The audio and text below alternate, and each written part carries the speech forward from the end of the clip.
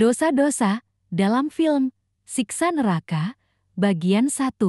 Pertama, iman tidak diwarisi. Iman tidak dapat diwarisi walaupun dari seorang ayah yang beriman. Apa kata Nabi Nuh mengajak anaknya?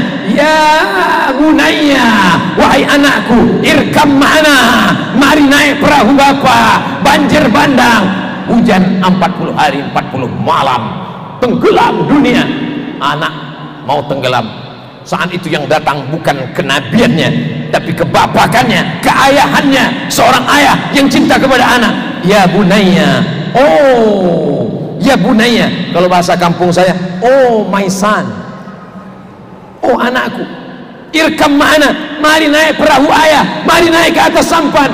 Apa jawab anaknya? Sa'awi ila jabalin ya'simuni minal ma'. Aku tidak perlu naik perahu kamu, aku akan naik ke atas bukit, aku selamat.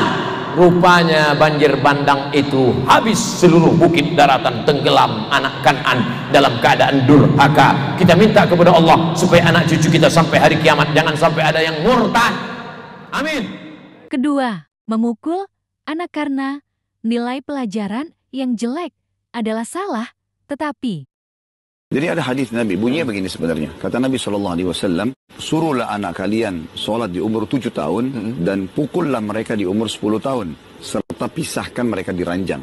Ini menandakan pertama pentingnya sholat. Sampai-sampai harus ditekankan anak-anak itu untuk belajar sholat di umur 7 tahun. Dan di sini masih belum ada perintah untuk memukulnya. Di umur 10 tahun pukullah mereka. Nah, bagaimana sekarang proses pukulnya? Darbatun ghairu mubarrah. Pukulan itu harus tidak berbekas, hindari wajah dan kepala. Artinya kan dia menggunakan maksimal kayu siwak yang dia ingatkan kepada anaknya. Jadi kayak lebih ke kena ke hati saja. Ya, kayak gitu. Sebenarnya ya, lebih kepada sentuhan seperti itu. Jadi ini bukan cuma sekedar menyakiti fisik, tapi seperti sebuah peringatan saja bahwasanya kamu telah salah. Baik. Ketiga, dosa bundir. Dan ketika kau mati dengan cara bunuh diri, padahal Allah mengatakan wala taqtulu anfusakum innallaha kana bikum rahima. Kalian jangan bunuh diri kalian sendiri. Allah itu sayang sama kalian. Maka kau akan tersiksa dengan apa yang kau gunakan untuk membunuh dirimu. Kata Rasul sallallahu alaihi wasallam, barang siapa yang membunuh dirinya dengan pisau, maka pisau itu akan dia bawa ke neraka jahanam. Dia akan tusuk-tusuk dirinya terus. Kau tidak punya hak atas tubuhmu itu. Itu Allah yang ngasih. Dan ada waktunya tubuh itu akan berpisah dari rohnya. Dan itu bukan tugasmu untuk memisahkannya. Kalau kau punya masalah, kau punya Tuhan, punya Rabb yang menciptakan langit dan bumi. Allahu Akbar, dia maha besar. Dia tuh kalau mau menyelesaikan masalahmu, dia tinggal ngomong kun, selesai.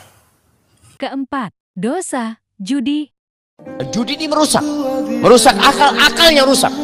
Jadi orang kalau main judi itu jamaah, kewarasannya tinggal separuh. Dia kalah 10 kali, menang sekali. Apakah tidak? Oh menang anak. Gimana menang kan tuh? 9 kali kalah? Iya sih kalah 9 kali. Kalau orang waras itu akan sadar, iya anak kalah 9 kali. Berarti dia rugi. Kalau anggap 1 miliar, dia menang dapat 100 juta, rugi 900 juta. Apakah itu kemenangan? Itu kerugian. Makanya Allah katakan innamal khamru wal maisir wal ansab, berhala undian tuh orang undi nasib, rijsun min amali syaitan, itu termasuk najis dari perbuatan syaitan. Fajtanibuh la'allakum tuflihun, hindari agar kalian beruntung.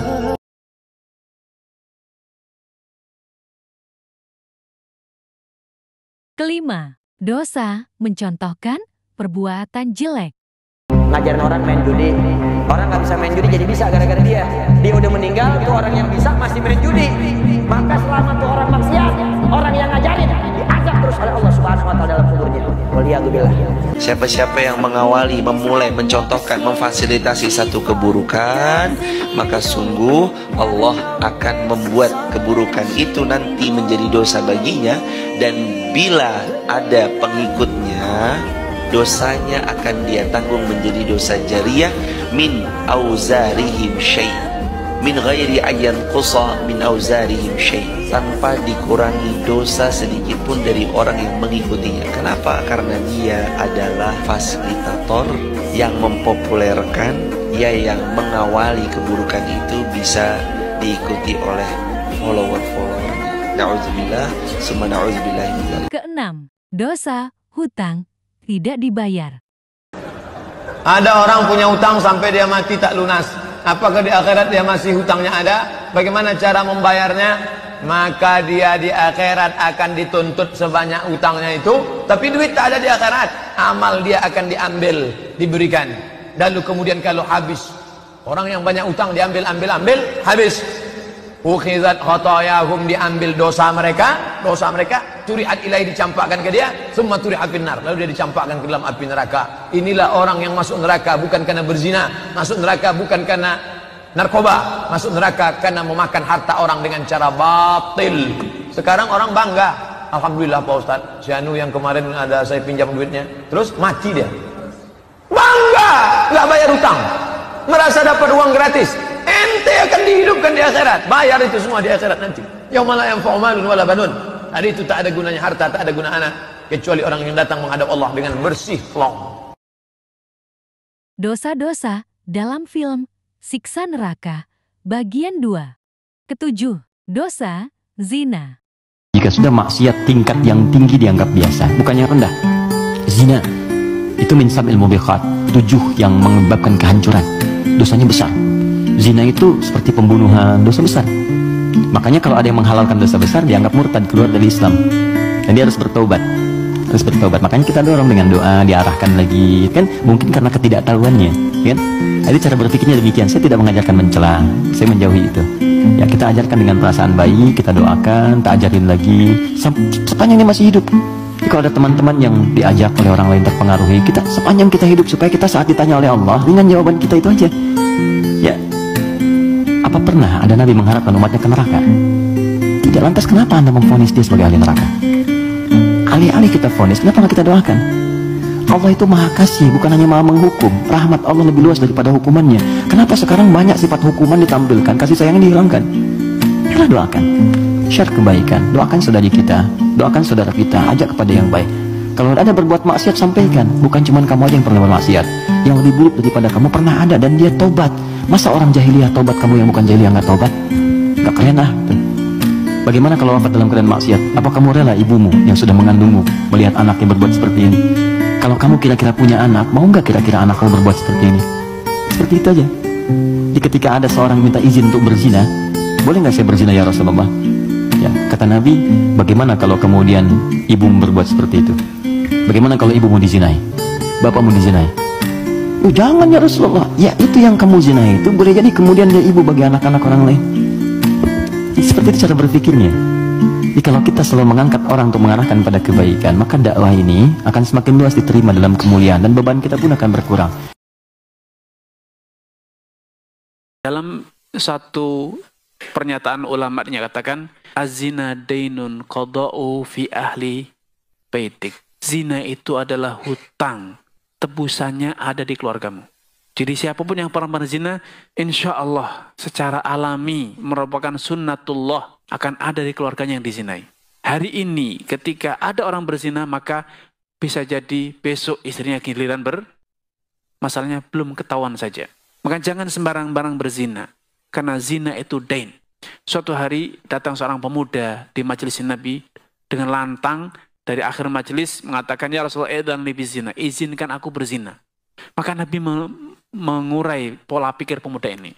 Kamu mau ibumu dizinai, anakmu dizinai, bibimu dizinai, saudaramu dizinai? Semua dia mengatakan tidak ya Rasulullah. Maka kalau tidak, orang lain juga tidak suka bila ibunya, anaknya, saudarinya, bibinya engkau zinai. Hadis ini merupakan isyarat bahwa zina itu pasti akan ada balasannya. Karena jaza'u sayyi'atin sayyi'atun mithluha. Kejelekan itu balasan adalah kejelekan serupa. Antum tidak ingat, tidak sadar betapa sakit hati orang-orang yang istrinya, anaknya, ibunya engkau zinai.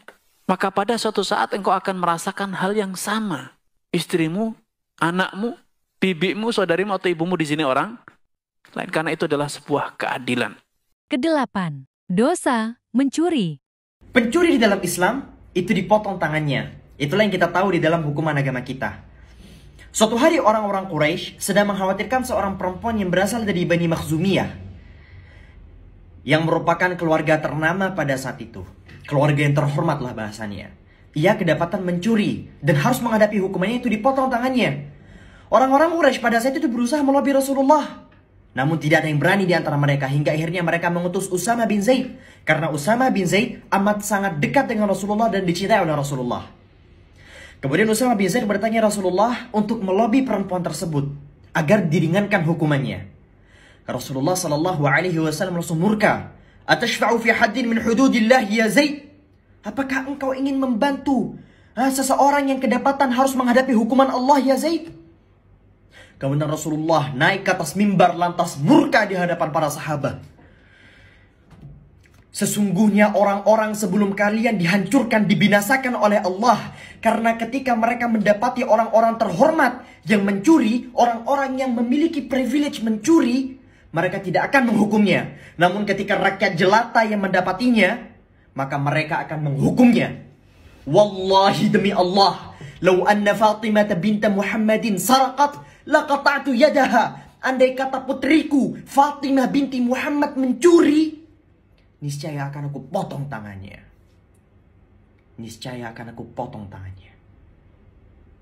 Rasulullah sallallahu alaihi wasallam. Kesembilan, dosa berbohong. Nah, jadi orang yang bohong, yang bohong, pertama kali yang dia dapatkan adalah kecelakaan saat di dunia, sebelum ke akhirat. Pasti celaka di dunia. Makanya hati-hati kalau mau bohong ya. Karena kata Qur'annya, wailul lil mukadzibin. Orang dusta pasti celaka. Ya hati-hati, wailul lil mukadzibin. Bohong pasti celaka. Orang masih nekat bohong juga. Hati ada yang salah dalam dirinya. Ya, hati-hati, kalau tidak percaya silahkan saja. Ada orang bohong pasti celaka itu. Ya, minimal celaka harga dirinya. Minimal celaka kehormatannya. Minimal celaka rezekinya. Ya. Ada orang misalnya jualan, sudah banyak pelanggannya, tiba-tiba menipu. Bohong dia. Begitu bohong, orang akan cerita, ini penipu, ini nggak bagus, ini jelek, misalnya ditinggalkan, rezeki berkurang, kehormatan turun dan sebagainya, celaka. Dan di akhirat yang paling celaka saat bohong itu amal baiknya diambil oleh amal jeleknya. Ya. Memang belum tentu masuk neraka, kalau masih banyak amal baiknya dia masih masuk surga. Tapi apa yang bisa menjamin amal kita cukup untuk menutupi sifat bohong yang mungkin keluar? Bohong di dalam Islam boleh kalau 3 hal. Pertama, bohong untuk keromantisan suami istri. Contohnya, mama hari ini makin cantik, papa makin tua, makin ganteng. Bohong untuk strategi perang boleh. Tidak mungkin kita memberitahukan kepada musuh tentang berapa banyak pasukan kita, itu strategi perang boleh. Bohong untuk mendamaikan orang yang berselisih. Contoh, seorang ibu, ayah, suaminya dan anaknya ini bertengkar. Seorang ibu ini ingin mendamaikan. Nah, ayahmu itu rindu kepadamu, nak, selalu doa. Padahal enggak misalnya. Ayah, ini anak ini sudah menyesal, sudah layah, berdamai layah. Itu boleh untuk kita mendamaikan orang-orang supaya tidak berselisih. Kebohongan itu yang boleh. Yang lain-lainnya tidak boleh berbohong. Dosa-dosa dalam film Siksa Neraka. Bagian 3, ke-10. Dosa durhaka kepada orang tua.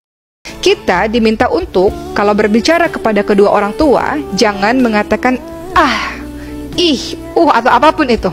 Jangan membentak kepada keduanya dan ucapkan perkataan-perkataan yang mulia, perkataan-perkataan yang baik. Kita lihat, Masya Allah, bahwa termasuk salah satu mustajabnya doa adalah doa orang tua.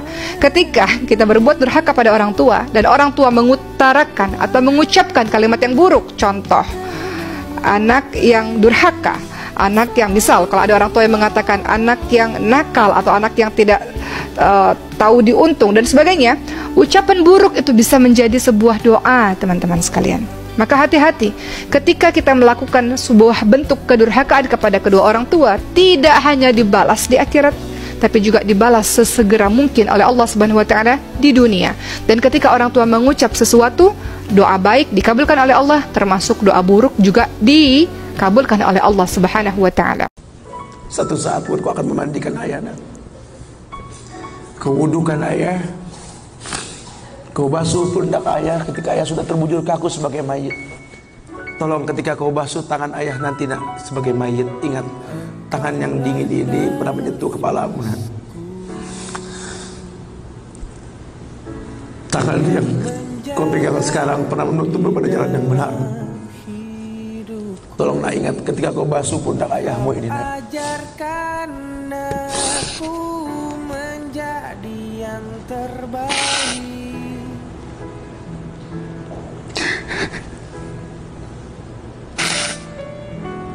Kau tak pernah.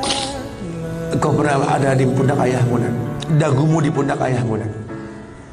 Ketika ayah tak berani melihat ke belakang, kau tatap ke belakang, nak. Masa cepat sekali meninggalkan kita. Jelaskan sama mereka bahwa itu pasti terjadi.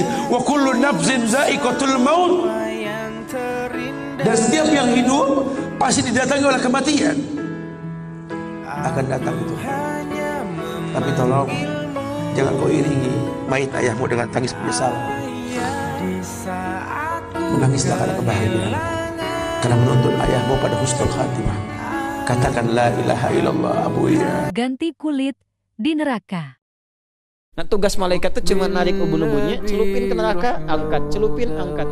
Sekali celupnya, hancur semua sama kulitnya. Kenapa disebut kulit? Karena kulit itu indera perasa yang paling sensitif. Nah, makanya nanti begitu dicelupkan hancur, dinaikkan, disembuhkan lagi. Sembuhkan lagi, supaya merasakan siksa yang sama. Gak kurang siksanya. Jadi gak ada rasa baal itu nanti. Langsung aja masuk, udah hancur, naikin lagi. Nah, sekali celup itu 1 detiknya sama dengan 48 hari. Kalau sehari dicelupin sama dengan 1000 tahun. Itu paling ringan. Oh, jahanam lebih gawat lagi. 19 malaikat langsung jagain. Hukuman atas dosa-dosa. Dosa itu pasti punya efek jera yang besar. Kalau kita mencuri 1 juta, hukumannya bukan Allah akan ambil 1 juta dari kita, tapi Allah akan buat kita masuk rumah sakit dibiayai 100 juta. Efek jera dari 1 juta yang dicuri. Sejam berbuat zina, Allah bisa menghukum dia dengan sebulan sakit. Mungkin dia sempat menendang seseorang karena dianggap dia punya power, atau seekor kucing yang jalan di jalanan karena menganggap iseng, kucing itu nggak ada apa-apanya, nggak bisa melawan saya, ditendang. Pastikan efek jerahnya, satu waktu dia jalan dengan sepatu bagus, jalanannya bagus, kakinya keseleo, 2 minggu sakit. Efek jerah dosa itu besar, ya kan? Jadi jangan sampai kita menganggap orang buat dosa itu oke-oke saja. Atau antum pernah punya peluang berbuat dosa, misal satu waktu pernah peluang bisa berzina nih dengan seorang wanita yang antum sangat kagumi, atau seorang akhwat kita punya peluang berzina dengan seorang ikhwah yang dikenal dengan kagumi. Lalu kemudian tidak jadi. Syaitan membisikkan kita, coba dulu saya zina aja ya. Yang penting saya sudah zina dengan orang yang saya cintai, yang saya sukai. Toh saya juga sekarang bisa taubat. Keliru. Karena taubat itu hanya membersihkan kita dari hukuman hari kiamat. Tapi di dunia harus ada pembersihan, tidak bisa tidak. Tidak ada dosa yang tidak punya efek jerah. Mesti ada, sekecil apapun. Tentu efek jerahnya itu sesuai dengan kadar perbuatan, tapi lebih berat daripada perbuatan dia.